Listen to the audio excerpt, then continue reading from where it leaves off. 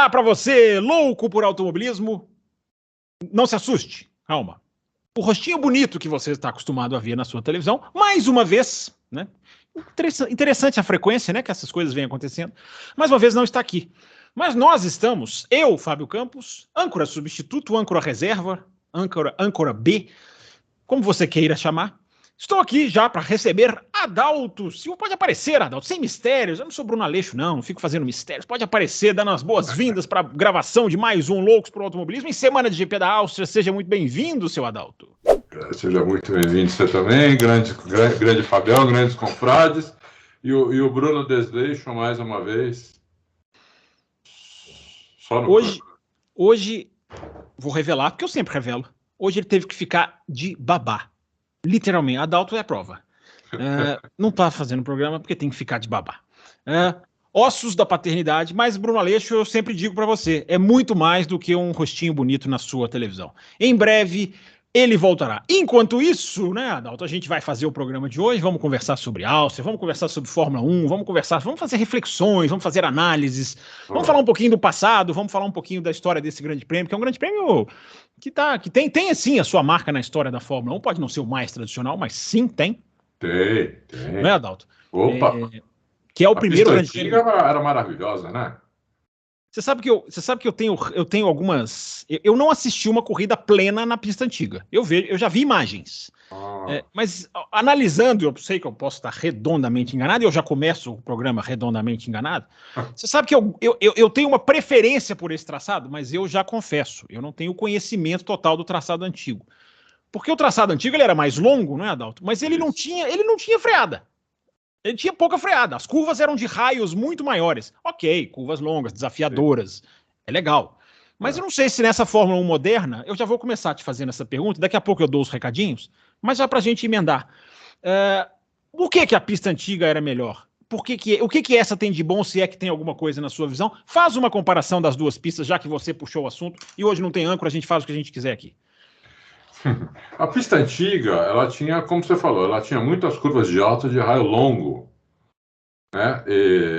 Era uma pista muito de alta mesmo, só tinha uma curva que era, de média, e o resto era curva de alta e de raio longo, né? Eu vi ainda a corrida na reta do box, né? Ela acaba em subida. Isso. Ela seguia ali, né? Para as pessoas terem uma referência, né? Isso, ela seguia reto. Ela seguia aquela reta, isso. Depois ela fazia uma curva bem aberta à direita, depois uma bem aberta à esquerda, depois puseram uma chicane ali. Uma chicane de alta também, não é chicane que nem hoje, de alta também. Você vai ver, um parênteses, você vai ver, Adalto, a chicane que colocaram para a MotoGP entre a curva 1 e a 3, que é a 2, é uma aberração. Colocaram, Tem, a MotoGP já usa, inclusive. Mas, enfim, só para fazer esse parênteses, você vai ver, ela tá lá, assim, fisicamente, ela não vai ser usada, mas ela tá lá fisicamente, você vai ver entre a 1 e a 3, que é a freada. Mas te interrompi só para fazer esse parênteses. Vai, continua. Nossa, é porque moto chega ali, deve chegar na 3 a 1 milhão por hora. A MotoGP passou por sustos ali, não sei se você lembra, o Valentino Rossi quase morreu ali no penúltimo ano dele, porque o Zarco se tocou, acho que foi com o Morbidelli, a moto veio, passou capotando, e existia 1 metro entre o Viñales e o Rossi, Adalto, e a moto passou no meio. Dilacerada, você lembra, né? Dilacerada entre o meio dos dois. É aquela coisa que você fala assim, se existe sobrenatural, se existe a força divina, ela atuou ali. Mas enfim, Adalto, para você continuar, aí ela voltava e se juntava, né? Aonde a pista é atual, onde é essa curva 3, não é isso? Onde é essa curva 3, E aí, mas as curvas eram fechadas como essa. Por exemplo, a última curva chamava Hinged. Sim. E ficava uma câmera no guarda-reio, não tinha área de escape, era a pista, uns 50 centímetros de grama e um guarda-reio. Isso é interessante, isso eu não sabia. E ficava uma câmera em cima do guarda-reio, assim, devia ser uma câmera pequenininha, na parte que os carros passavam mais perto. Então, a sensação de velocidade que dava aquilo... e era uma época que os carros conseguiam andar colado um no outro. Então, às vezes, quando a câmera era parada, né, e vinha um carro, você não via que tinha outro atrás dele, colado nele. Você só via quando os dois passavam, assim. Você via dois vultos passando, né? Um efeito legal, né? Não, era muito legal. Só que era uma pista perigosa mesmo, né? porque era muito de alta, né, como você falou. Mas aí eles fizeram uma agora que só tem curva de baixa, basicamente. Eles deviam ter deixado alguma curva de raio longo, de alto, assim. Eu acho que devia ter deixado. Não, mas tem. Mas, Adalto, as curvas 6 e 7 para a esquerda são de altíssima velocidade. E as duas últimas curvas também são curvas de alta velocidade. A 9 e a 10. Ok, você pode estar comparando com a da antiga. Mas para a Fórmula 1 de hoje, por isso que a pista não é uma pista igual ao de alta, Tecção de alta. É que a 10... A 10 você está falando da 10 da 11, né? Hoje só sobrou a 10, né? A última curva acabou sendo nomeada 10, né? Depois que fizeram a numeração. Então, ali era uma curva só antes, né? O que eles fizeram ali? Era assim, né? Eles cortaram para fazer como se fosse duas curvas. Isso. E colocou a entrada do box no meio das duas, né? E a entrada do box no meio das duas, Antes a entrada do box era bem antes. O cara perdia um tempão para entrar no box. Que ele entrava naquela reta que ia para hoje para 10, né? Bem antes ali entrava, aí o cara andava bastante para chegar no box, sabe? Fazia toda essa curva Rindt para entrar no box. Eu achava linda a pista, né? Mas as áreas de escape eram pequenas, esse que é o problema, acho. A pista era muito de alto, as áreas de escape eram muito pequenas e tinha muita grama. Então, quando o cara perdia o carro numa... O André de César sofreu um acidente lá que o carro capotou umas 50 vezes. É lá, nessa imagem icônica, né? Dele capotando num morro. Isso, num morro ali, né? Que ele saiu da pista, foi escorregando na grama até chegar no morro. Quando chegou no morro, o carro começou a capotar. Então, realmente, a pista era um pouco perigosa. Lá morreu o piloto, Adalto. Lá morreu o Mark Donoghue. Lembra do Mark Donoghue? Ele morreu lá num treino. Com o Penske, inclusive. Com o Penske, então, para os carros de hoje, talvez fosse perigoso. Se bem que aqueles carros também não tinham segurança nenhuma, né? Hoje o carro... Não precisa ter morro, né? Mas hoje talvez o traçado... Será que o traçado ainda existe? Eu acho que o traçado ainda existe. As imagens... Exista, viu? O ano passado, não sei se foi o ano passado, acabei de me lembrar, teve uma chuva, teve uma interrupção, não lembro o que era, e o helicóptero fez o traçado antigo. Tô me lembrando disso agora. O helicóptero, às vezes o helicóptero faz isso, né? Ele faz o Monza antigo no oval, o helicóptero fica ali fazendo aqui. Ele fez o rasante da Áustria antiga. Onde hoje é a curva 4, né, que é o final daquela reta, que dá sempre ultrapassagem por fora, brita, aí fecha. Eu já tô advertindo, daqui a pouco a gente vai falar do GP da Áustria de 2023. Ali eu acho que não existe mais, porque seguia ali um pouco mais adiante, parece, né, Adalto? E depois voltava para dentro, né?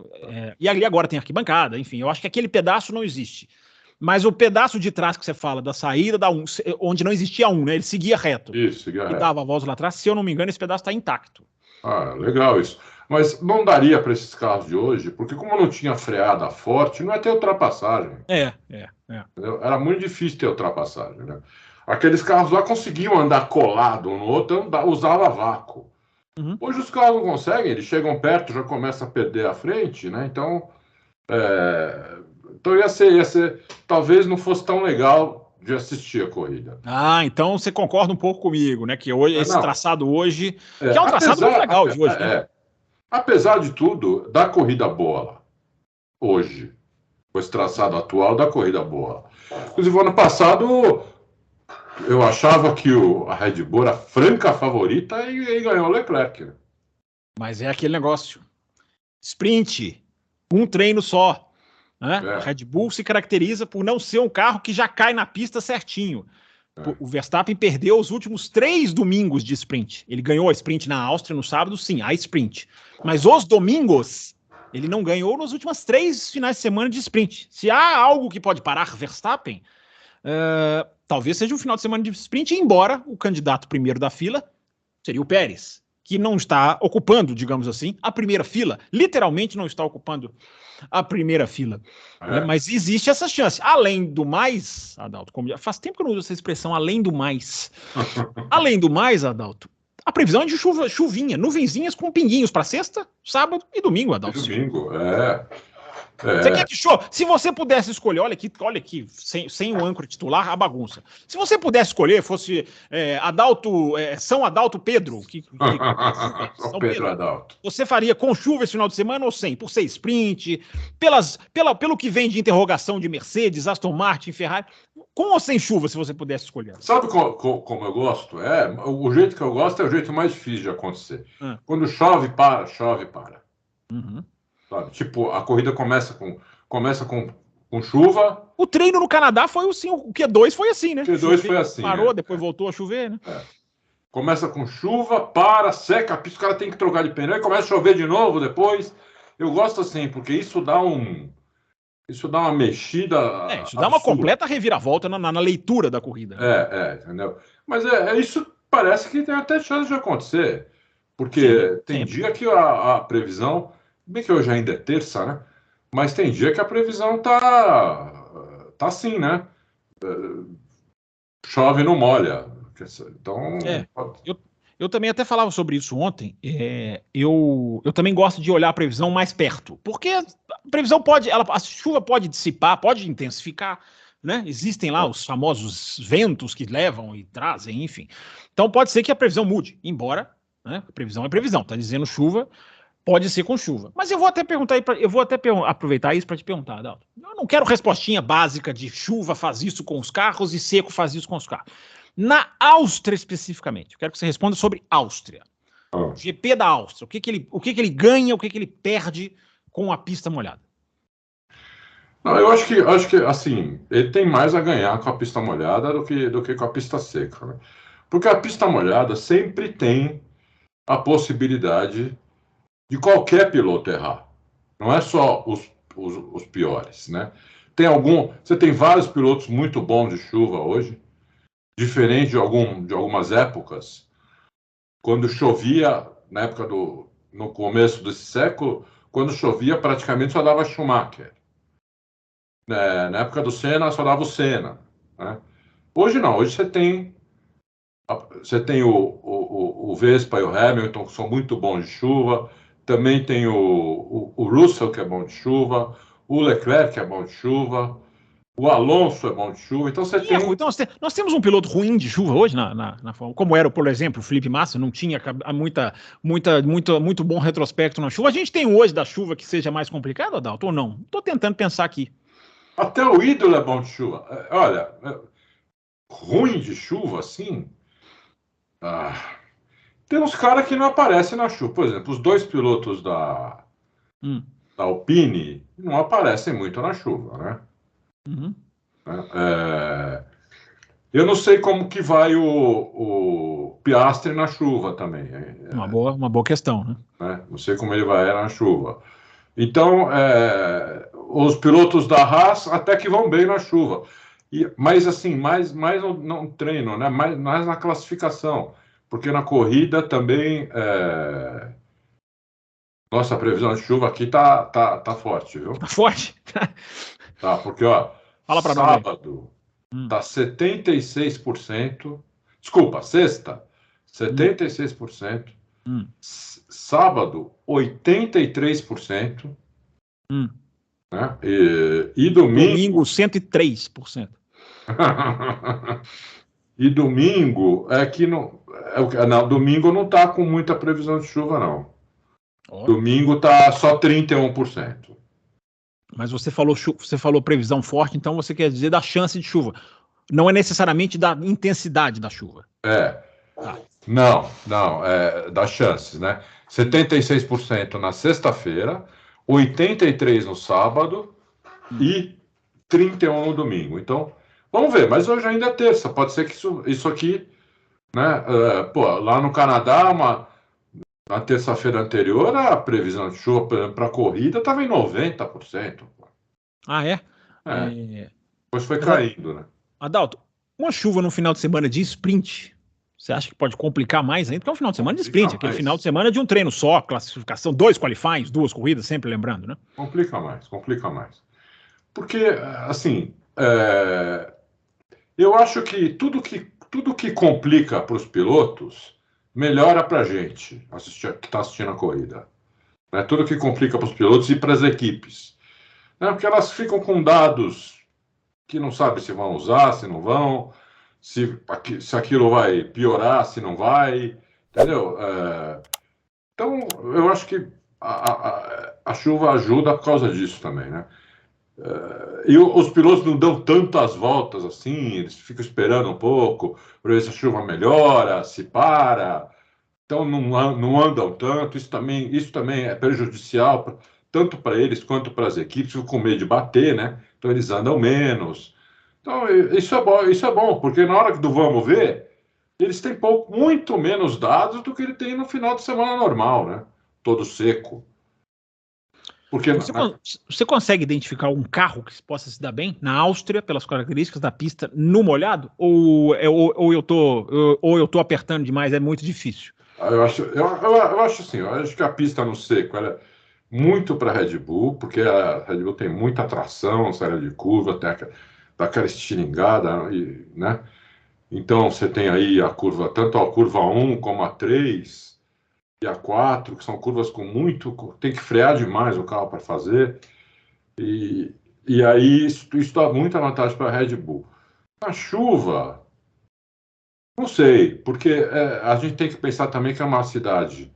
Lá é uma pista que está na mesma altura aqui de São Paulo, 700 e poucos metros de altura. Então, o ar é um pouco mais rarefeito, né? Então, precisa pôr um pouquinho mais de downforce. No seco, isso aí tem uma influência, né? Na chuva, como lidar com isso? No seco tem aquele negócio, né? De abrir mais a entrada de ar, refrigerar mais, né? Exatamente. Porque senão o freio também vai pro saco, né?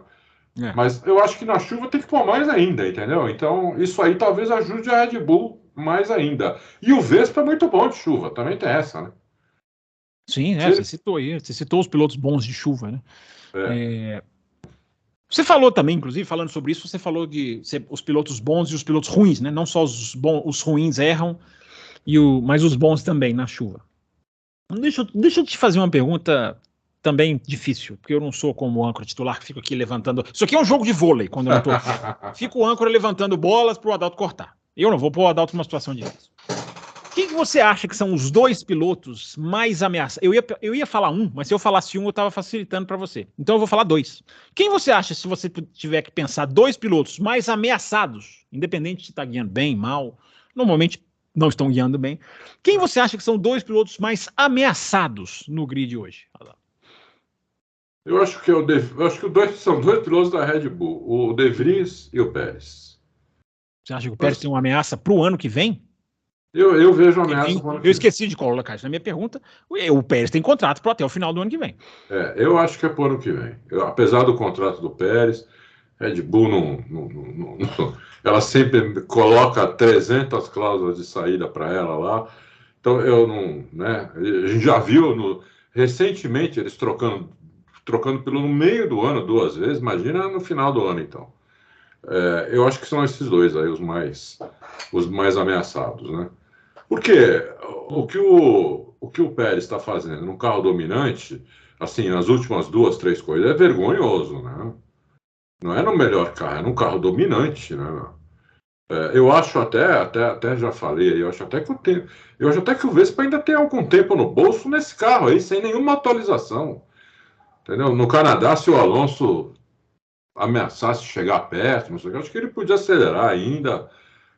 Como ele acelerou duas voltas depois que o Alonso passou o Hamilton, né?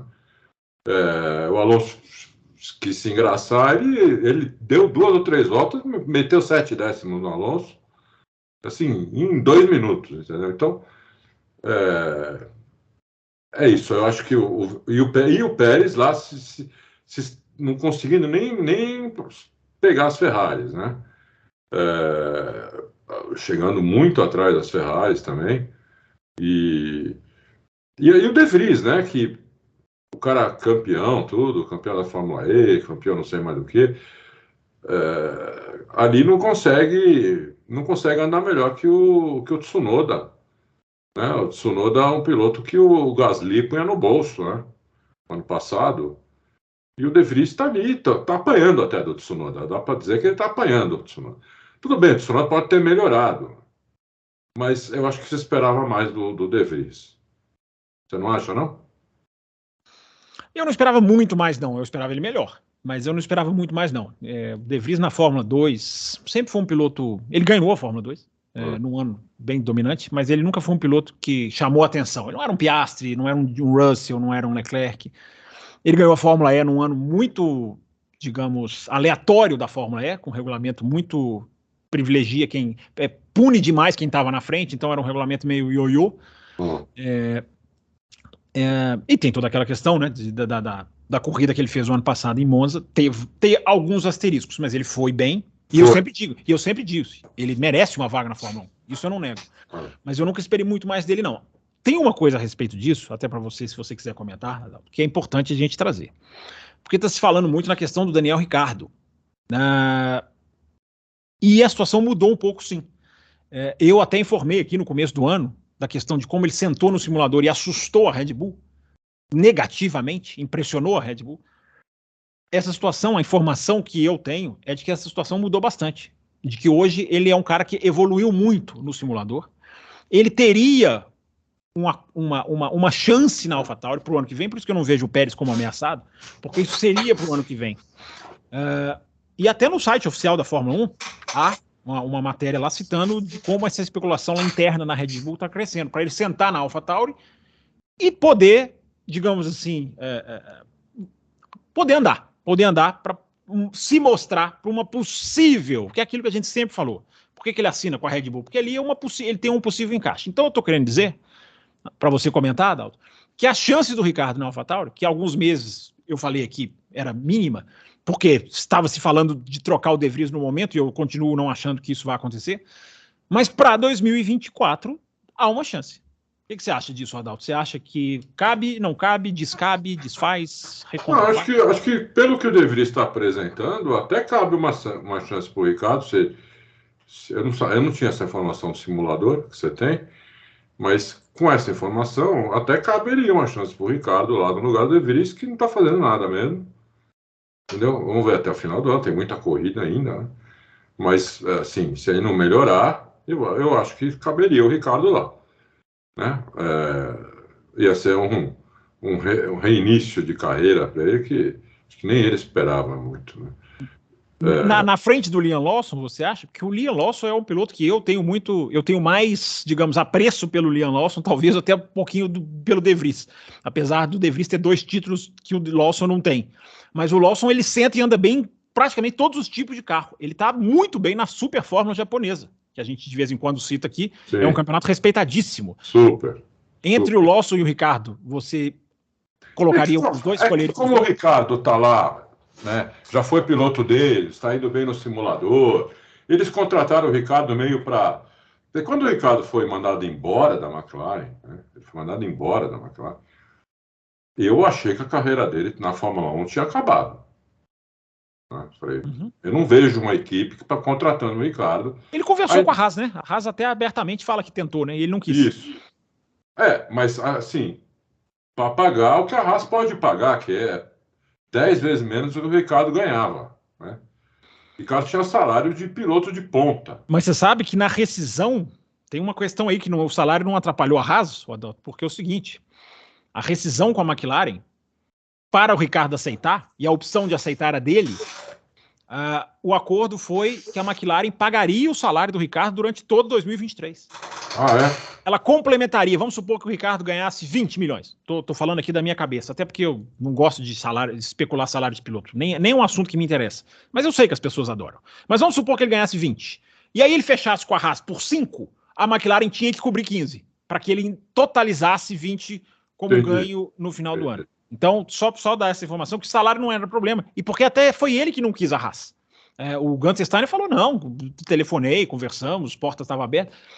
Ele não quis a Haas, porque ele ainda tem aquele negócio de pensar numa equipe grande. Ele pensa sim, é direitíssimo dele. Aí as pessoas, eu vejo muita gente falando, mas ele não vai para a Haas e vai para a AlphaTauri, que é pior. Mas é completamente diferente, porque sentando na AlphaTauri, ele tem pelo menos na cabeça dele o passo para a equipe grande. Na Haas ele não teria. Ele teria que reconstruir muito mais coisa na Haas para tentar. Será que seria cogitado? Provavelmente não seria cogitado para voltar para uma equipe grande. Na Red Bull ele tem essa porta, aproveitando talvez a fase do Pérez, que também não é das melhores, como o Adalto falou, né? Mas talvez o Ricardo seja que nem o Alonso, que fez muitas apostas erradas na carreira. A primeira foi quando ele decidiu sair da Red Bull, estava bem lá, né? Ele era muito bem considerado lá. Só que não ganhava o que... Foi uma coisa repentina, né, Adalto? Foi num Grande Prêmio da Hungria, ele realmente decidiu sair. Eu só consigo imaginar ter visto a equipe muito verstappiana e falou, não vou ficar aqui. Eu só consigo imaginar isso. Eu acho que foi isso, junto com uma proposta financeira muito alta que ele, né? A Renault pagou bem, é verdade. Pagou bem, entendeu? A Renault pagou bem, né? Então, ele privilegiou aí mais a grana do que o desafio do Vespa, né? Achando que a equipe já estava toda para o Vespa. Eu não sei se já estava, eu acho que a equipe já gostava muito dele, né? Porque ele já mostrava que ele tinha um potencial enorme. Mas o Ricardo também tinha. Ricardo, né?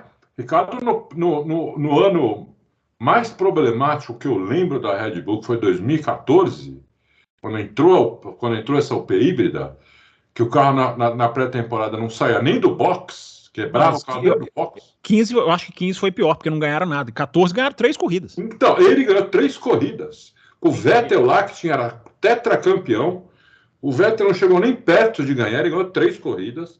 Então ele também tinha o respeito da equipe. Mas ele não quis encarar o Vespa, eu acho, entendeu? E ficou muito assim, viu aquela grana toda da Renault, falou, fui.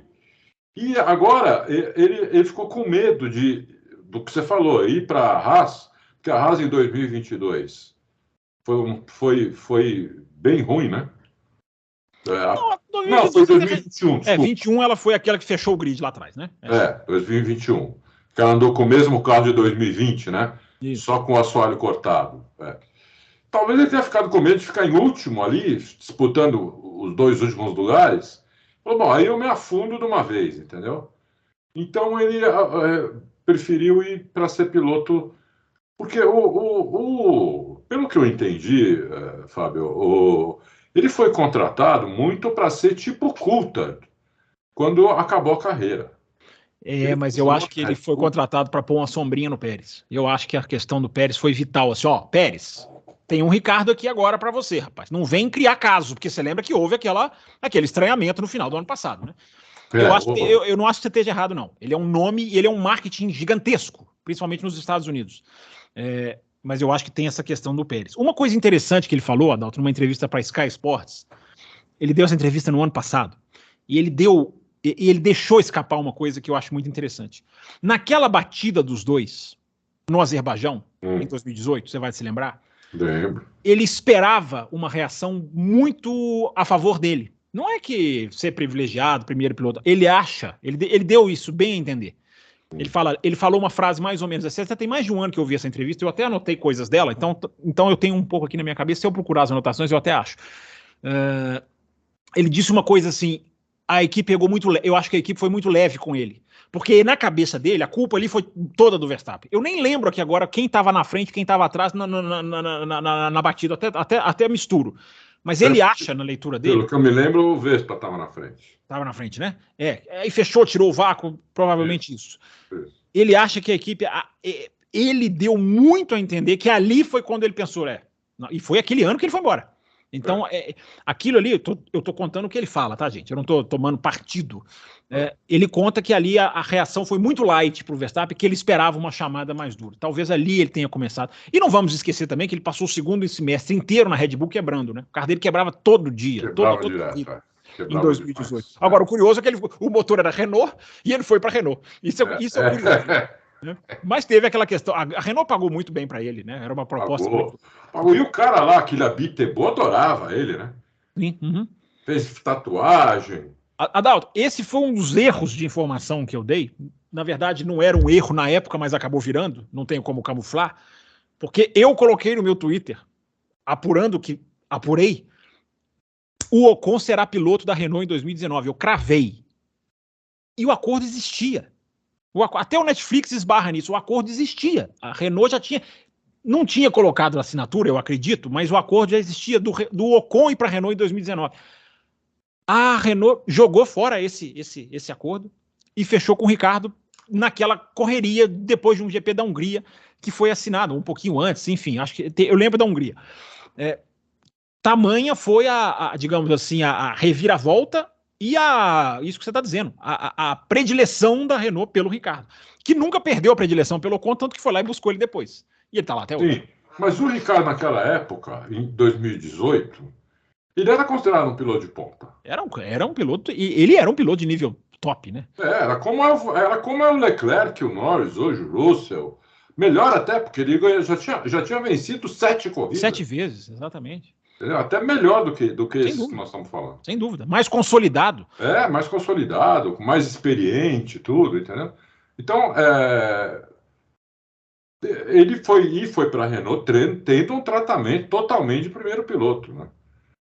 Só que aí aconteceu aquilo, né? A Renault nunca vai, né? Impressionante, né? A equipe muda de nome. Esse é um bom assunto para a gente falar já, mas termina aí.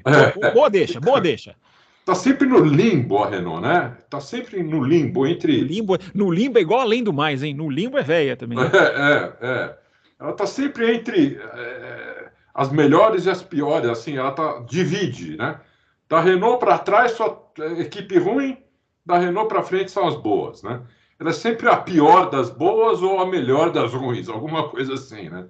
Então, esse ano até que eles estão melhor que a McLaren, também esse ano é atípico da McLaren. Ela realmente desceu no precipício, que ela tem 2 pilotos, na minha opinião, espetaculares, né?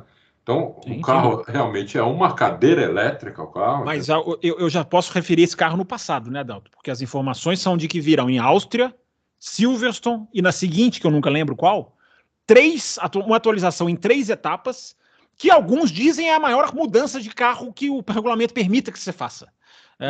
Então, assim, só para deixar esse parênteses que você está dizendo aí, porque vai vir em 3 partes mesmo, tá, gente? Eu não estou falando alusivamente, não. É informação. Uma primeira atualização na Áustria, depois na Inglaterra e depois na corrida seguinte. As 3 formam um conjunto. Oi? Hungria, né? E as 3 formarão um conjunto que vai modificar completamente o conceito aerodinâmico. Não é um outro carro, não existe isso nesse regulamento, a gente sempre lembra, mas muito do conceito ali de assoalho, de asa, vai mudar. Não sei se tanto visualmente, mas diz o Andrea Stella que, em termos de propriedades aerodinâmicas, eles estão mudando aí o máximo que eles conseguem. Vem aí uma grande reviravolta. Eu não sei se vai mudar, se vai melhorar. Que nem a Mercedes fez, né? A Ferrari está fazendo... A Mercedes está fazendo também, porque a Mercedes vem em Silverstone com uma grande atualização, né? Eles prometem uma grande atualização para Silverstone. Isso. Então, vamos ver, né? A McLaren precisa realmente melhorar muito, porque ela está muito ruim mesmo. Eu acho que se não fosse esses 2 pilotos, estaria pior ainda. Né? Estaria pior ainda. Mas ela está contratando um pessoalzinho firme, hein, Adalto? Ela está fazendo uma Aston Martin, né? O David Sanches da Ferrari é cotadíssimo. E eu já falei aqui no Loucos, esse Rob Marshall da Red Bull é ultra valioso. Esse cara é da Red Bull, ele viu toda a Red Bull, do nascer da equipe até esse cara vai dar o assoalho mais do que qualquer foto, mais do que qualquer fotógrafo. E esse cara é uma contratação muito pesada, mas desculpa, Adalto. E o assoalho desse ano, né? Sim, porque ele foi contratado esse ano, então ele sabe do assoalho desse ano. Mas mais do que isso, né, Adalto? O assoalho da Red Bull, tem gente que não entendeu isso. Não é copiável, não é facilmente copiável. Não é. Porque o assoalho invoca compreensão que as equipes estão falando. Gente, como é que eles chegaram neste projeto? Esse cara vai trazer como eles chegaram. Por isso que eu acho que esse cara vale mais do que as fotos. Exatamente. Mais até do que o Dan Fellows, que só pegou o primeiro assoalho. O que a Red Bull estreou em 2022. Isso. Né? Então, que já foi muito modificado. Muito modificado o ano passado para isso. Dizem que modificadíssimo, e a gente não vê, né? Porque a gente não vê de 21 para 22. Exatamente. Por isso que eu defendo, tem uns caras que me xingam, podem xingar, passar a exibir o assoalho toda sexta-feira, carro em pé, deixa as equipes verem. Quem é boa do negócio, como a Red Bull, não vai deixar de ser boa por causa disso. E a Red Lógico. Então é isso, acho que a Renault é uma equipe que está no limbo. O Ricardo foi para lá, a gente está falando do Ricardo. Então eu não sei se entre ele e o Liam Lawson pro ano que vem, eu vou ser sincero. Você não quer saber qualquer um dos dois, você não está nem aí, né? Para mim, tanto faz. Eu acho que tem que colocar um cara bom do lado do Vespa. Fala um piloto, Adalto. Fala um piloto que você queria ver na Fórmula 1 que não está na Fórmula 1 hoje. Pensa aí, qualquer categoria. Eu queria ver o Alex Palou na Fórmula 1. Boa. Queria ver esse acho que moleque. você vai ver, hein? Eu acho que você ainda vai ver um dia, eu acho. Pode ser. Eu queria ver esse moleque da Mercedes que tá na Fórmula 2, esqueci o nome dele agora. O Moleque Veste. bom. Hã? O Veste. Acho que isso, o Veste. E quero, mas daí é mais uma torcida para isso acontecer. É o brasileiro da Fórmula 3, né? Que eu espero que ele detone lá, que depois vá para a Fórmula 2 e ganhe. Bortoleto. Mais do que o Drogovic? O Bortoleto. Bortoleto, eu gostaria de ver o Drogovic. É que eu acho que o Drogovic é um bom piloto, mas assim, eu não tenho esperanças. Não é um super talento, né? Isso, um super talento, entendeu? Não tenho essa. Apesar de eu achar ele bom piloto, acho que ele poderia realmente ter um lugar na Fórmula 1, tudo. É um cara mas, batalhador, né? Evoluiu com a equipe na Fórmula 1. Evoluiu com a equipe, tudo. Mas eu não acho que ele vai sentar lá e vai detonar, entendeu? Ele não vai fazer isso. Né? O Bortoleto, você acha que pode? Eu acho que o Bortoleto parece que pode, entendeu?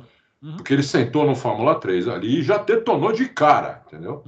De cara. Nas primeiras corridas ele botou para quebrar, entendeu? Então, isso faz tempo que eu não vejo um brasileiro fazendo isso. Entendeu? Então, eu espero que isso aconteça. Agora, o que eu queria mesmo era que a Red Bull colocasse ou o Leclerc ou o Norris do lado do Vespa. Até para salvar o campeonato, porque realmente a gente já sabe, na primeira ou segunda corrida do ano, quem vai ser o campeão do ano. Isso é muito bem. Isso é muito maléfico, né, Adão? Sabe, ele é muito maléfico, para todo mundo, para a audiência, para os novos que estão chegando, para os que chegaram agora. O Verstappen falou, Adalto, até coloquei no meu Twitter. O Verstappen falou: pouca competição é chato mesmo. Ele mesmo falou. Ele mesmo falou, entendeu? Então coloca um cara lá que vai incomodá-lo, que vai ganhar mais corrida do que ganha o pé, que vai dividir as vitórias com ele, entendeu?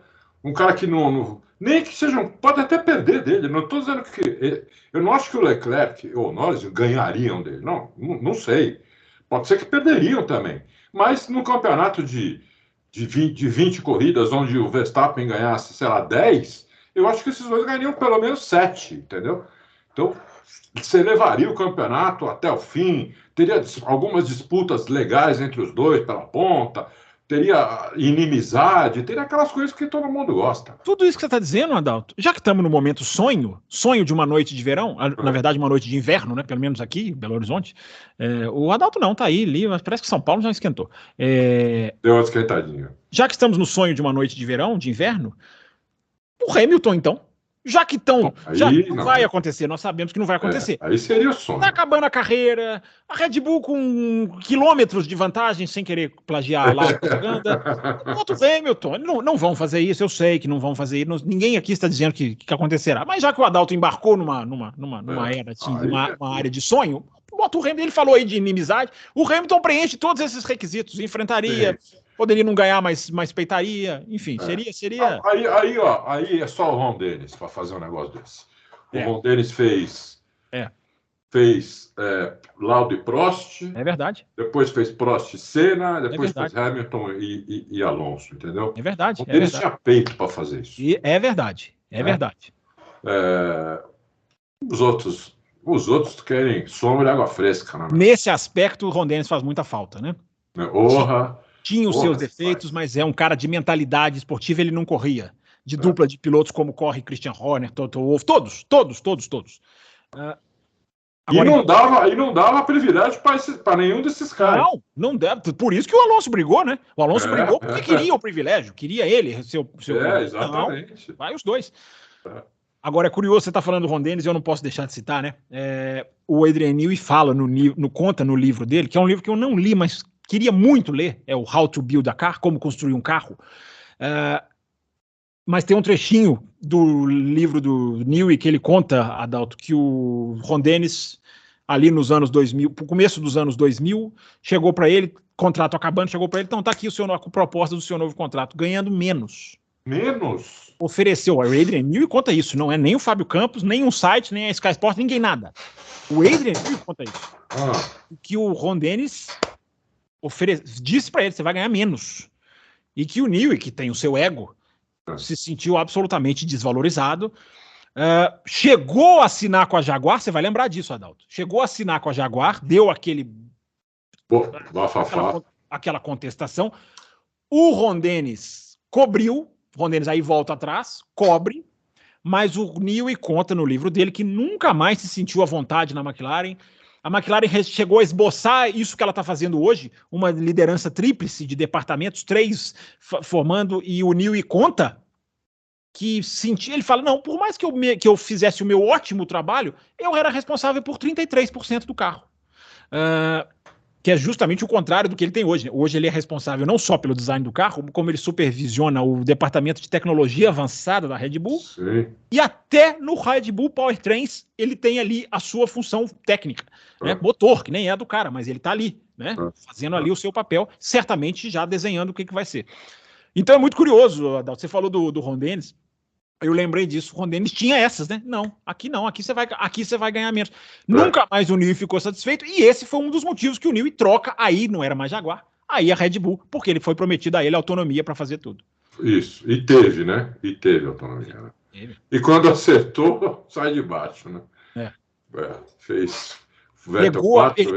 O cara pega a virada de regulamento, né? Ele pegou a virada de 2008 para 2009, né? Isso. Ali nasce. Eu fico pensando, se não houvesse aquela virada, quanto tempo mais ele. Acho que ele chegaria em um momento de fazer o carro forte. Mas você vê que 2006. 6 não, tá? Ele tá chegando aí, ele exigir demais. Mas 2007, 2008, o carro da Red Bull melhora, mas era longe de ser um carro de ponta. Sim. Aí ele aproveita, qualquer semelhança com 21, 22, não é mera coincidência. Ele aproveita a virada e faz a Red Bull. E a Red Bull nasce, né? E a Red Bull nasce, né? Então, tá se repetindo a história, entendeu? Só que eu acho que agora, existe uma possibilidade maior de as outras equipes chegarem na Red Bull ano que vem. Esse ano eu já tenho muito pouca esperança que... Esse ano o campeonato já é deles. Já estão até virando para 2024, eu acredito. Mas por que você acha que elas podem dar esse salto no ano que vem, Adalto? Eu vejo bem difícil, mas por que você acha que pode acontecer? Porque eu acho que tá muito claro, né? Tá ficando muito claro, cada vez mais, o que o carro precisa para ser rápido. Então, como eles são os melhores que existem, eu acho que eles estão estudando muito isso, uma coisa que eles... Eu acho que a grande vantagem do Randy Newey dessa vez, nas outras vezes não, mas dessa vez, é que ele já pegou, ele é o único que pegou isso antes, o efeito solo. É o único, não tem mais ninguém na Fórmula 1 que tenha pegado o primeiro efeito solo. Ele é o único que pegou. Então ele fez coisas no carro dele que os outros não tinham ideia de como fazer. Não foi só no assoalho, no difusor também. Exatamente suspensão também. Exatamente isso que eu ia dizer, Adalto. Ele dá uma entrevista para o Mark Hughes no final do ano retrasado ou passado, em que ele fala: efeito solo, meu amigo, o X da coisa está na suspensão. E ele fala numa entrevista, eu até acho assim, que ele foi até muito franco. Ele confessa: olha, efeito solo, meu amigo, é suspensão. E a gente já falou tantas vezes aqui, né, da suspensão. Isso, nós até colocamos uma matéria hoje, suspensão, entendeu? Então, os outros não tinham ideia disso daí. Todo mundo fez um puta carro duro, um pau, quase sem suspensão, para o carro ficar o mais próximo possível do chão. Todo mundo tentou fazer isso, cada um do seu jeito, mas os carros tudo um pau, e o que a gente viu na pista eram os carros assim, menos o dele, né? Então, quer dizer, eu acho que os caras se ligaram, melhoraram, e eles já sabem o que precisa. Mas saber como chegar lá. Pois é, isso aí que eu ia te falar agora. Saber o que precisa fazer não necessariamente quer dizer saber como fazer. Sim, não necessariamente. Mas eu acho que como eles têm muito recurso, né? Muito mais recurso do que tinham. A tecnologia hoje ela avança demais ano a ano, né? Informação, né? Eles estão mais limitados com gasto, não podem gastar tubos. Isso. Não podem, não, né? Eu acho que isso hoje está a favor da Red Bull, apesar de que eu sou absolutamente a favor do limite de orçamento. Isso faz salvar a Fórmula 1. Né? Faltou o gatilho, Adalto. Assim, se uma equipe dispara, e eu sei que a gente vai chiar por isso, você pode, ao invés de você dar mais túnel de vento, você pode dar mais limite de orçamento. Você pode aumentar o limite de orçamento de quem está atrás. E aí você vai, antes que alguém se descabele, pule no chão, jogue as coisas no celular, na televisão, e aí você vai reduzindo à medida que a equipe vai avançando, que é o que a MotoGP faz. Você tem o benefício, mas se você usa o benefício, você vai perdendo o benefício. Sim. Eu acho que eu concordo com você. A ideia do regulamento é perfeita, mas ela não previa uma equipe disparando. É verdade, não preveu isso. É verdade, você tem razão. Não preveu isso, entendeu? Então, eu acho que isso é a única coisa que pode manter a Red Bull ainda dominante ano que vem, 2025, né? Porque os caras existem aerodinamicistas muito bons. Sim. Existem caras da área da aeronáutica, né? Que tem muito engenheiro aeronáutico na Fórmula 1, inclusive. Cara que fez engenharia para ir para a indústria aeronáutica e acabou indo para a Fórmula 1. Primeiro foi para a indústria aeronáutica, depois foi para a Fórmula 1, né? Porque a aerodinâmica da Fórmula 1 é exatamente o oposto da de um avião, de qualquer tipo de avião. Então, eu acho que eles vão conseguir chegar lá, entendeu? A gente já tá vendo melhores aí. A Mercedes, por exemplo, perto do que começou no passado e do que está agora, tá dando 1 segundo de diferença. Mas esse chegou a estar 1,5 segundos atrás da Red Bull ano passado em inúmeras pistas. Em classificação, que não é o forte da Red Bull, a classificação. Eles estavam ficando 1,5 segundos atrás, entendeu? Então, eles já melhoraram muito. A Ferrari, que é essa gangorra, né? Impressionante, né? A Ferrari começou bem também, depois caiu pra caramba. Agora, esse ano, parecia que não vai. Tá perdendo gente.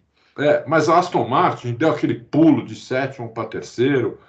Quer dizer, então eu acho que existe a chance, entendeu? Eu acho que existe a chance. Eles estão estudando muito, mas esse limite de orçamento, você tem razão. Eles têm que dar tiro certo. Eles não podem mais fazer tentativa e erro. Sim. Vão fazer 10 assoalhos, vão ver qual que fica melhor. Não dá. Eles têm que fazer um assoalho e esse aí tem que funcionar. Aí você tem que projetar mais no CFD, porque você não pode mandar produzir sem ter certeza. Isso. Só que você também tem um limite de CFD. O jogo hoje é assim. O conceito é excelente, mas favorece a Red Bull. Hoje favorece muito. Sim, favorece a Red Bull, é verdade. Favorece a Red Bull. Outra coisa que eu faria também é aumentar o espaço do uso do túnel de vento, que ele é uma diferença de 5% a cada posição. Eu já colocaria, sei lá, 15%. Depois pode até rever isso lá na frente, para você acentuar mais ainda, para você tentar fazer o pelotão chegar, o que não é garantia de que vai chegar. Você vê a Williams, ela tem mais túnel de vento que todo mundo, mas ela não consegue chegar. Sim. Você vê, até a Mercedes vai sofrer com isso agora, porque eles estão em segundo no campeonato. A Mercedes vai perder 5%, né? Vai perder 5% agora no segundo semestre, né? A Ferrari vai ganhar 10%, ela vai ganhar 2 posições. Todo mundo, só a Red Bull e a Haas, Adalto, não se movimentam nessa virada do final do mês de... Para quem não sabe o que nós estamos falando, no final do mês de junho, o escalonamento de uso de túneis de vento e CFD, ele é resetado. Ele é resetado com as posições atuais do campeonato, que até agora, até aqui, estamos gravando no dia 27, ele usa o ranking do ano passado, o Mundial de Construtores do ano passado. Então, a Aston Martin, que vem de 7º, vai ter a maior redução da história da regra, que é curta, sim, começou no ano passado. Mas eu até vou perguntar isso para o Adalto. É a maior redução da história da regra. Ela vai perder 20%. A pancada que ela vai tomar é de 7º para uma equipe que hoje é 3ª. Ela ter perdido a posição da Mercedes alivia um pouco. É verdade. Ela é verdade. Mas eu já vi a equipe falando. Estava lendo sobre isso ontem. Só para vocês terem uma ideia de como isso muda. Não quer dizer que vai sair do trilho. Isso eu vou deixar o Adalto analisar o que pode acontecer. Só passar uma informação antes. Os próprios engenheiros da equipe, me fugiu o nome de quem foi que falou, dizendo, olha, nós vamos ter que trabalhar mais o CFD do que o túnel de vento agora. Nós vamos focar mais no CFD. Porque redução por redução, o CFD você ainda tem lá centenas de rotações a mais do que o túnel de vento. O túnel de vento é mais reduzido. Os dois são limitados. Então, olha como a equipe tem que fazer uma abordagem diferente. Ela tem que focar mais no CFD antes de jogar para o túnel de vento, que agora o túnel de vento é mais apertadinho. Você acha que isso a pancada pode se fazer efeito, ou Adalto, ou o projeto bom vai longe do jeito? Eu acho que pode fazer efeito a pancada assim. Principalmente que eu vejo o grande problema da Aston Martin é o arrasto. Eles estão muito bons de curva, né? Mas no Canadá, Adalto, eles melhoraram pelo menos. Ok. Deram uma melhorada. Um grande prêmio só. Eles estavam ali mais no meio do speed trap do sábado, ao ponto de velocidade. Sim. Será que trataram disso, Adalto? A Áustria é um bom tirateima, né? Porque reta ali tem, né? Exatamente. Porque eles estavam até atrás da Mercedes e não estavam mais no Canadá. Sim, né? Sim. Então, eu acho que isso eles foram atrás disso, de tirar arrasto, sem tirar a downforce, né? Uhum. E vamos ver, se eles conseguirem isso, aí eu acho que o gol deles é esse. Porque eles são muito bons de entrada de curva, contorno de curva. O problema é quando entra na reta, eles ficam muito, né? Estão ficando muito. No caso do Canadá, até para a Haas eles ficaram, né? Não sei se bem que pode ter sido um erro do Alonso. Não, é porque a Haas também ela tem velocidade reta. É um pouquinho, não é tanto quanto a Williams, que tem muita velocidade reta, porque não tem downforce. Isso. É um pouquinho ali, é um pouquinho nessa linha também a Haas. Né? Então, eu acho que é isso, entendeu? Eu acho que você vê, agora você tira. Imagine se a Red Bull não tivesse escapado, ela estivesse junto com Ferrari, Mercedes e Aston Martin. O campeonato ia estar maravilhoso. Adalto, eu tenho falado isso. Do segundo para trás, a gente não sabe o que vai acontecer. Não sabe o que vai acontecer. Porque, vamos lá, a Mercedes fez as atualizações que melhoraram o carro, mas a gente ainda não quantifica. Mas tudo indica que melhorou. O carro está lá estável no pelotão da frente, digamos assim. Isso. Essa Aston Martin veio com atualizações fortíssimas no Canadá, foi o segundo time, e eu tenho falado, Adalto, a Aston Martin só não pegou pódio em 2 grandes prêmios. Baku, porque o DRS não abriu no sábado, e Barcelona, quando o Alonso erra também no sábado. Ou seja, em final de semana normal, vamos dizer assim, entre aspas, não sei se eu chamo sprint de um final de semana normal, os caras pegaram pódio em tudo. Olha a força desses caras. E tem a Ferrari, só para fechar a trinca, que voou na sexta-feira no Canadá. Voou. Ela fez simulação de qualifying 1/10 atrás da Red Bull. Ok, sexta-feira é sexta-feira, sempre com esse asterisco. Mas a simulação de corrida também foram próximas, se é que existe essa palavra. Próximo. Da Red Bull. Então a Ferrari vem com... Também atualizou, né? E no Canadá começou a se ver. Em Barcelona não deu certo a atualização, mas a gente já falou, né? A atualização ela não chega no carro e o carro anda rápido de primeira. Isso. Então tem essas três com essa perspectiva sensacional para a Áustria. Só que a gente já sabe mais ou menos quem vai ganhar, embora fator sprint, eu repito o que falei na abertura. Fator sprint é fator sprint. Pode mudar um pouco o fator sprint. Mas então é isso, quer dizer, se a Red Bull não tivesse dado essa estilingada, a gente ia ter 4 equipes, coisa que eu não lembro de ter acontecido na Fórmula 1 antes. 4 equipes disputando a ponta, eu não lembro. Entendeu? Comecinho de 2010, a gente tinha a Red Bull, a Ferrari e a McLaren ganhando corrida. E tinha quem mais? Tinha mais uma que eu estou esquecendo, mas que não é que brigava pela vitória. A Mercedes estava bem, começou não tão mal, não era Brown, mas não era tão mal. A Renault amarelinha do Kubica. É o mais próximo que eu consigo chegar disso, Adalto. E aquele 2012 em que teve 7 vencedores diferentes nas 7 primeiras corridas. É o mais perto, assim, que a gente consegue chegar. Mas aí em 2012 ficou a fala do pneu, né? Teve muita modificação, né? Então, cada corrida... Até o Williams venceu corrida com o Pastor em cima do Alonso na Espanha. Ora bolas. Vitória maiúscula. Tá? Eu tava lá nessa corrida. Vitória maiúscula de Maldonado. Foi a última vitória deles, né? Última vitória da Williams, sim. Quem diria? A última vitória da Williams faz mais de 10 anos com o Pastor Maldonado. Eu tive a sorte de estar na pista nas 2 últimas vitórias da Williams. Que foi alguém que você estima bastante, Juan Pablo Montoya, em 2004, no Brasil, e depois essa de 2012, do Maldonado. E se não fosse essa do Maldonado, a última vitória da Williams teria sido há 20 anos atrás, praticamente. Bateria 20 anos no ano que vem. Pois, né? Que coisa, uma equipe que é pequenamento, né? Assim, nossa, impressionante. Uma equipe que teve provavelmente o melhor carro da história, 92, 93, da Fórmula 1. Uhum. E tecnologia de ponta, né, Adalto? O carro era tecnologia. Coisa para outras. Ela abriu várias empresas, né, de tecnologia que vendia coisa para outros lugares e o cara. Sim, sem dúvida. Como é que pode só depois, né? Você pega 20 anos, não é muita coisa 20 anos, né? Ela tá ali fechando o pelotão, conseguiu um resultado bom porque por uma circunstância, porque né, também fez uma atualização grande, conseguiram andar com o pneu 200 mil voltas, né? Mas, né, é o carro que você pode-se dizer que ainda é o pior carro do grid. Os caras estão falando muito mal desse Sargent, mas os caras têm que levar em consideração que o carro é ruim. Entendeu? O piloto novato, a Fórmula 1, com o pior carro do grid, o que você quer que ele faça? Você acha que a Williams é pior do que a AlphaTauri? Eu tenho dúvida, hein? A AlphaTauri deu uma piorada. Eu ainda acho que é, viu? Eu ainda acho que é. Eu acho que é. Eu não sei agora com essa atualização que veio, como você falou, não é na hora que ela dá certo. Pode ser que eles melhorem, né? Mas, assim, eu acho que até duas corridas atrás, eu acho que eles estavam como pior. E o Albon, às vezes, fazia uma graça ali, porque o Albon é muito bom nesse lance de economizar pneu, né? Ano passado também ele fez isso na Austrália, né? Sim, exatamente. Ele é muito bom nesse negócio de economizar pneu com um carro ruim. Economizar pneu, tem essa também. Economizar pneu com um carro bom não é tão difícil. É uma coisa, é uma coisa. Isso. Agora, se economizar pneu com uma cadeira elétrica é outra coisa, entendeu? E não perder posição, segurar 6 caras atrás, todo mundo abrindo DRS, ele não. Mas você sabe que tem uma informação que eu não tinha na época e agora eu tenho? Não sou eu que tenho, enfim, a informação já foi divulgada. A Williams estreou um novo motor, botou um novo motor no Canadá. Você sabia disso? Não sabia. Ou seja, eu não estou querendo tirar o mérito. Aliás, eu acho que o Canadá é um exemplo de execução perfeita, mais do que de carro, porque foi tudo muito bem executadinho.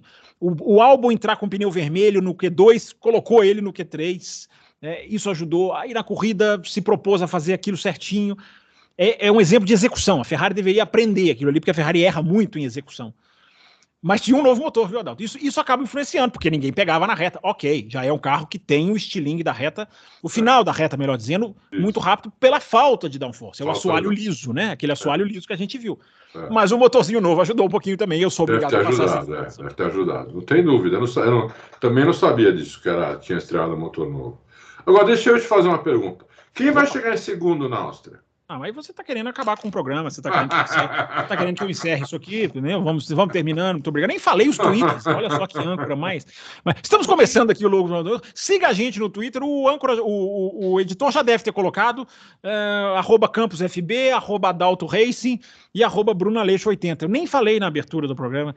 Então já vou encerrando por aqui, porque o Adalto quer que eu diga justamente o que eu acabei de dizer, que é impossível, né? Porque a gente tem essa perspectiva. Eu ainda acho a Aston Martin, pelo conjunto, essa questão da reta vai ser interessante. Mas aquilo que eu digo, a Áustria é uma coisa no mapa, na prática é outra. O mapa da Áustria, você vê, você pensa em Monza. Olha aqui, cara, não é. Porque o carro precisa focar na 6 e na 7, que são aquelas duas para a esquerda lá dentro do circuito. E a 9 e a 10, as duas últimas, são curvas de altíssima, que precisam de asa. Então isso pode neutralizar, entre aspas, um pouco dessa deficiência, se é que a quantidade dessa deficiência a gente ainda vai ver, porque a atualização, a própria Aston Martin disse, né, foi para minimizar essa deficiência da velocidade de reta. E aí a gente vai ver esse carro que pode ter essa vantagem sim, porque a Áustria tem muito da aerodinâmica, embora não pareça olhando no mapa, mas tem.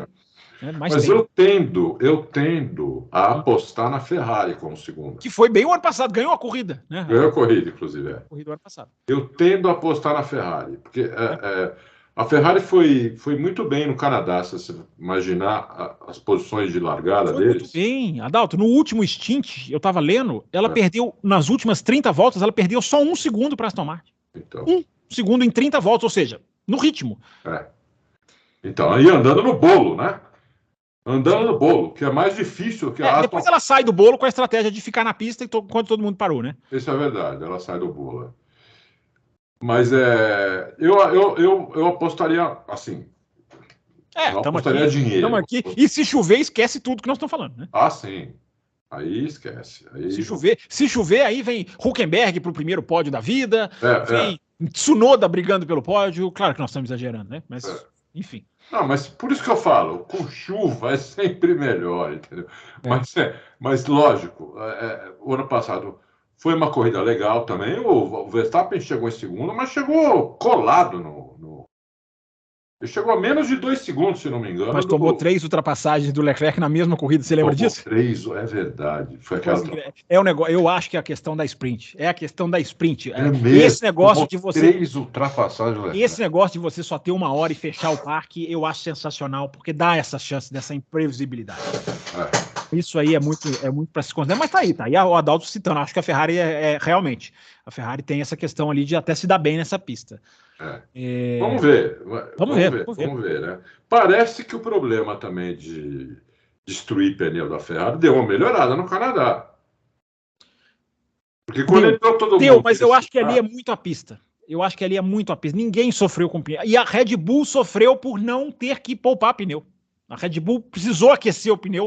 O Verstappen não estava poupando. O Verstappen, ele podia não estar dando o máximo do máximo, mas se você pega os tempos de volta, estavam todos ali naquele força 2 voltas, tira um pouco o pé na terceira. Estava mais ou menos todo mundo fazendo igual. Eu acho que a pista, você tem razão. Tanto que a Ferrari fez uma parada só, que é uma coisa surreal da gente falar, né? Ferrari uma parada só. Mas eu não sei, Adalto, o que você acha para você continuar? Eu acho que ali a pista favoreceu muito essa circunstância, até porque não estava tanto calor. Favoreceu, mas ali favoreceria todos. Né? Não favoreceu. Sim, todo mundo teve que ir nessa toada, né? Mas eu acho que a Ferrari foi no embalo, né? Tanto que o Albon segura 58 voltas de pneu branco, né? Impressionante. Mas é que o Albon, a gente já viu ele fazendo isso antes.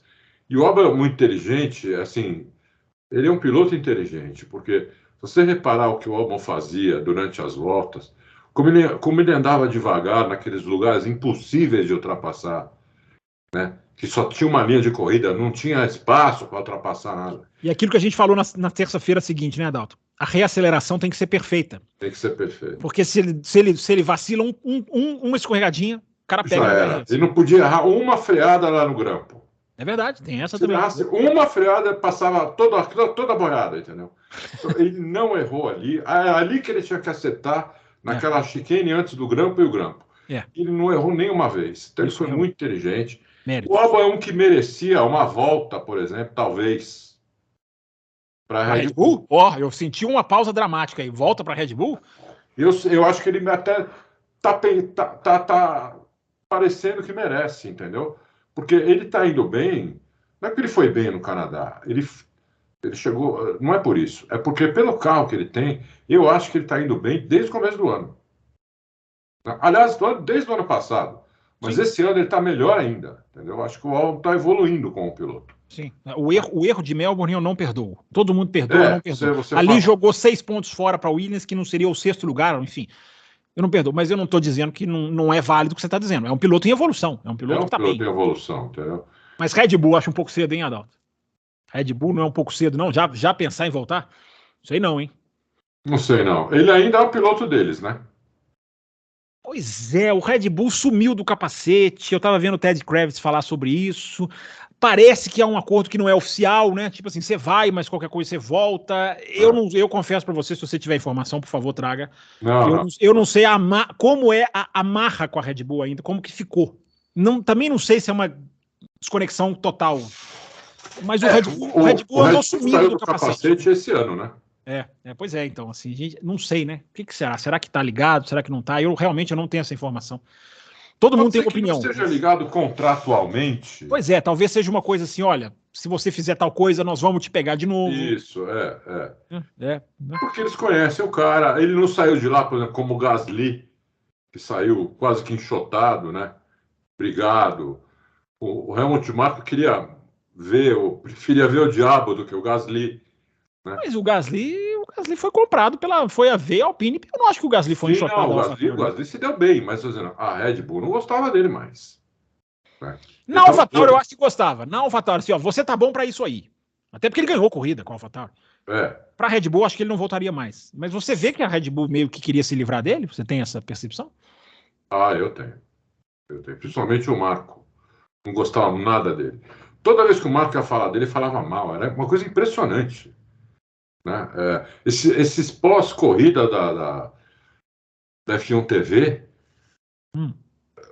o Marco parecia ter alguma coisa assim pessoal com o Gasly, que eu nunca soube o que é, nunca falou. Mas o cara perguntava, ele já mudava até a cara para responder. Então, coisa que eu não vejo com outros, né? Coisa que eu não vejo com outros. Mas eu acho que, como eu falei para você antes da gente começar, eu acho que começou um processo de fritura lá Do De Vries. do De Vries. Eu acho. Posso estar enganado, pode ser que não. Eu acho que se o De Vries ainda tem muitas corridas para ele ele melhorar a imagem dele, né? Dentro da equipe. E aí ele se segurar para o ano que vem. Mas, assim, ele tem que melhorar. Se ele continuar assim, eu acho que ele tem grande chance de perder o assento. Eu acho que nem se ele melhorar, salva, Adalto. Eu acho que só se ele estourar. Se ele estourar, ele fica. Conseguir lá um super quinto lugar, uma coisa daquelas assim.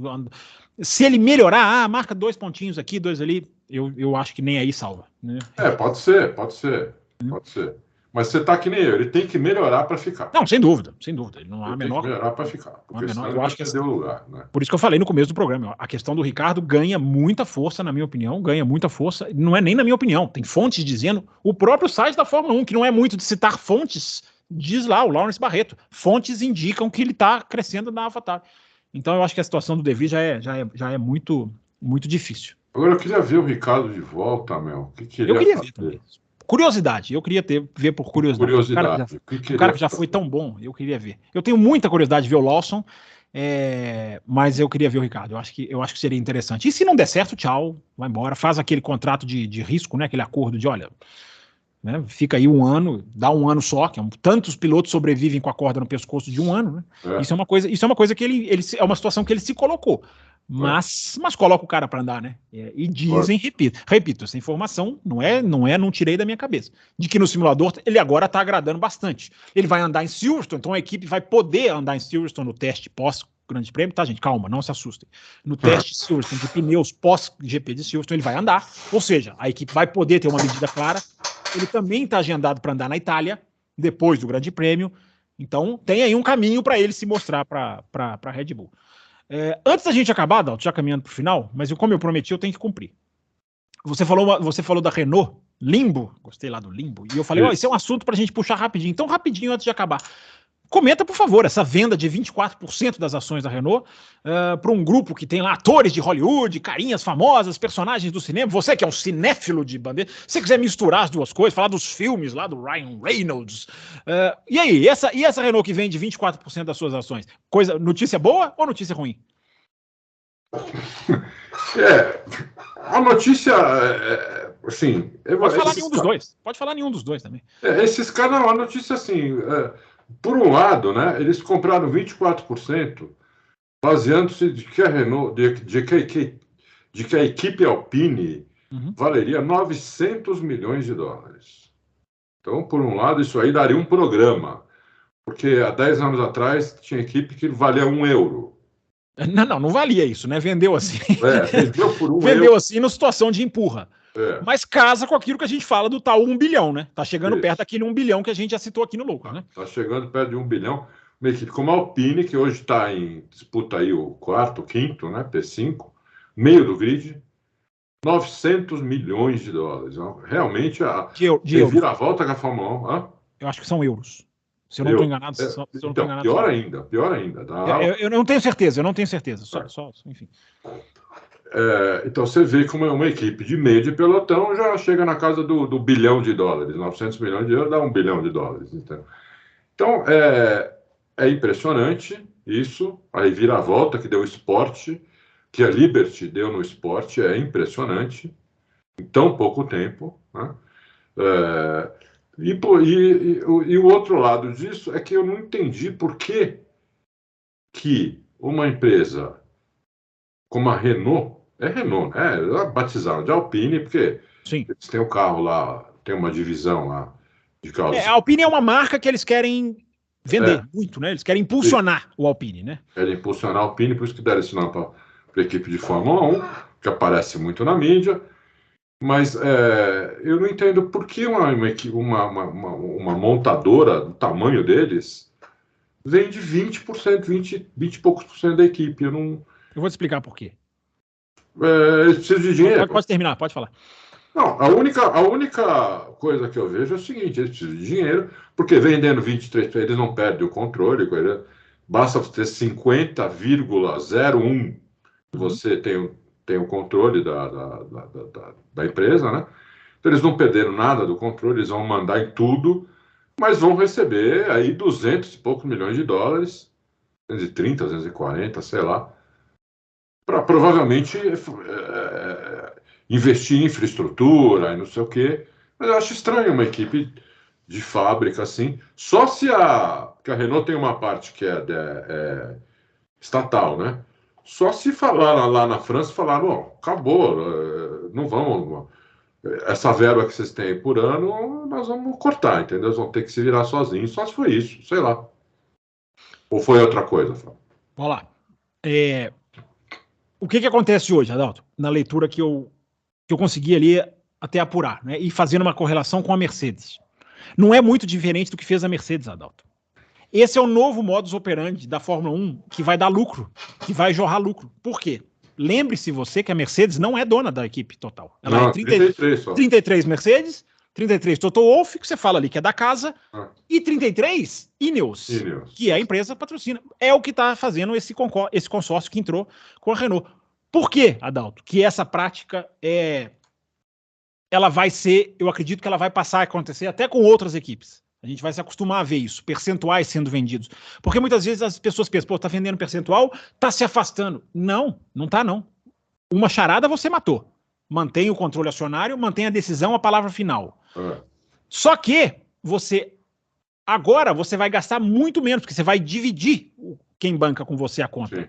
Sim. E o lucro, que normalmente você perderia, agora você não vai perder tanto, porque a projeção de lucro está só aumentando. Então essas equipes vão poder virar para suas diretorias e falar, olha, nós vamos passar a ganhar cada vez mais, porque a fatia da torta está aumentando, só que nós não vamos financiar tudo. Alguém vai financiar junto com a gente. E a gente mantém o controle. Então faz muito sentido. O que está acontecendo com a Renault é o que aconteceu com a Mercedes, alguns anos atrás. Olha, entra com uma parte, me ajuda a investir, aí vem o X da questão, a Renault tem obrigação, entre aspas, quem sou eu para dizer obrigação que deve fazer com dinheiro, mas de investir na equipe, né? Porque se ela pega esse dinheiro e não investe na equipe... Agora eles têm obrigação de gerar lucro, inclusive. Sim, pois é, mas agora já estão. Com o kit de orçamento, com a divisão das receitas, tudo isso, hoje as equipes são negócios lucrativos. Então, ela vai continuar assim, mesmo que ela corte um pouco do lucro, ela vai continuar e o lucro está crescendo. Então, essas equipes viram para suas super diretorias e falam, olha, você agora vai bancar uma parte e o seu lucro vai continuar crescendo. O nosso, né? Eles dizem, o nosso lucro vai continuar crescendo.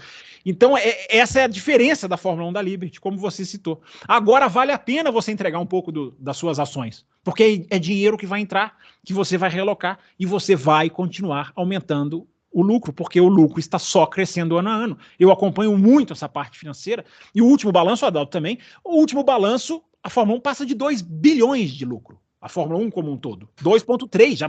O 2 bilhões cruzou o ano passado. Agora já está na casa do 2,3. Isso é dinheiro no bolso das equipes. Por isso que vetar novas equipes agora é um crime. Porque agora o dinheiro está entrando. Então você vai ganhar uma fatia menor de uma torta que vai ficar muito maior lá na frente. Mas sem querer misturar as duas coisas, no caso da Renault é esse. E aí, Adalto, tem a grande sacada desse grupo de investimentos, que é um grupo de investimento, é como se fosse, Adalto, uma Libertyzinha que comprou esses 24%, porque os caras estão envolvidos na sua área aí, ó, com Dallas Cowboys, com o New York Yankees, com promoção da eles têm um contrato com a NFL, com a associação de jogadores que vem... Tem um time da 4ª divisão da Inglaterra de futebol. Que subiu depois que eles compraram. Subiu. E aí eles fizeram um marketing enorme, que é um vídeo dos dois atores entrando no campo, falando com o torcedor. Ou seja, eles são uma Libertyzinha. Então, além de tudo isso que eu falei da questão acionária, da questão financeira, a Renault agora vai ter uma coisa que ela nunca teve, que é saber se vender, que é tentar atrair torcedor, vai se associar a esse ator. Você acha que esse ator não vai dirigir esse carro num filme, um Alpine num filme? Ou ele não será um capítulo do Netflix? E ele é ator famoso, né? O ator que faz lá, aquele super-herói maluco lá. A Renault vai trabalhar a sua marca e vai trabalhar num mercado em que ela quer empurrar o tal A110, que é o seu Alpine A110, nos Estados Unidos. Então tudo se encaixa, não é? A notícia é excelente para a Renault, mas tem um asterisco que eu falei. se pegar o dinheiro e investir na fábrica que precisa, porque eu estava lendo essa semana, Adalto, quando a Renault vendeu para a Lotus, antes de voltar, a fábrica emagreceu. A fábrica você lembra da dificuldade financeira da Lotus? Você lembra? O Kimi Raikkonen negociava contrato, aí tinha salário atrasado. É uma das únicas vezes que eu ouvi falar em salário atrasado na minha vida na Fórmula 1. Era quando o Raikkonen era da Lotus. Ou seja, a Lotus lutou, ganhou corrida, foi brava, mas a estrutura miou, michou. Miou é bom, hein? Igual o gatinho, miau. E agora a Renault tem que correr atrás dessa estrutura. Então é pegar esse dinheiro e decidir se quer ser uma equipe grande ou se quer ser uma eterna mediana. O momento é esse. Entendeu? Não, esses caras apostaram que eles vão ter lucro, né? Pois é. Porque hoje, nos países de primeiro mundo, você tem um retorno aí de 15% do dinheiro só fazendo esse tipo de coisa. Apostando em empresas que vão crescer, entendeu? Sim, esse grupo, Adalto, que são 3 fundos de investimento, eles fazem isso. Eles apostam, eles têm associação com o Liverpool da Inglaterra, eles fazem a parte comercial do Super Bowl. Gente, quem trabalha na parte comercial do Super Bowl deve saber fazer alguma coisa, né? O Adalto conhece melhor esse esporte.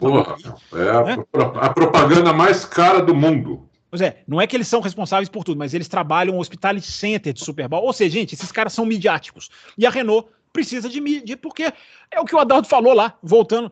É uma equipe no limbo, uma equipe que não fede nem cheira, uma equipe que fica ali, não vai.